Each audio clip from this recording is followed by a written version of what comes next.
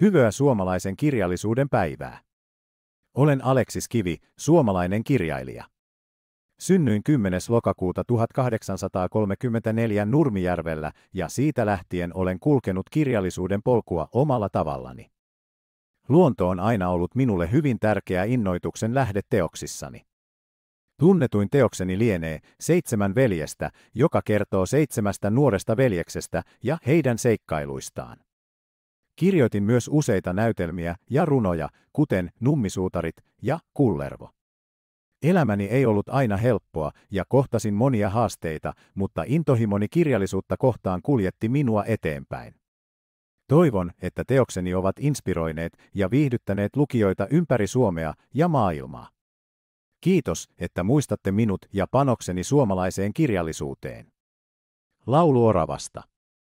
Makeasti oravainen makaa sammalhuoneessansa.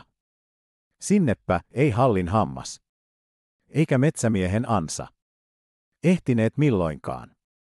Kammiostaan korkeasta katselee hän maailman piiriin. Taistelua allans monta. Havuoksan rauhan viiri päällänsä liepoittaa. Mikä elo onnellinen. Keinuvassa kehtolinnas. Siellä kiikkuu oravainen. Armaan kuusen äitin rinnas. Metsolan kantele soi. Siellä torkkuu heiluhäntä. Akkunalla pienoisella. Linnut laulain taivaan alla. Saattaa hänen iltasella. Unien kultalaan. Kaukametsä. Alas kalliolta lapsi riensi. Äitins luoksi riensi hän.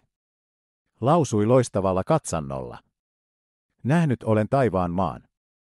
Mitä haastelet, mun pienoiseni? Mitä taivaan kaukamaast? Missä näit sä autuitten maailmään? Sano, kultaomenain. Vuoren harjanteella kauan seisoin. Katsahdellen koilliseen. Siellä näin mä nummen sinertävän. Honkametsän kaukasen. Puitten kärjil näin mä kunnaan kauniin. Armas päivä paistoi siellä. Ylös kunnaan kiirehelle juoksi. Kultasannotettu tie. Tämän näin ja sydämeni riutui. Kyynel juoksi poskellein. Enkä ymmärtänyt miksi itkin. Mutta näinhän taivaan maan. Ei mun lapsein, sineydes ylhäällä. Taivaan korkea sali on. Siellä lamput, kultakruunut loistaa. Siellä on istuin Jumalan. Ei vaan siellä, missä ilmanrannalla. Kaukametsä haamottaa. Siellä on onnellisten maailma. Siellä autuitten maa.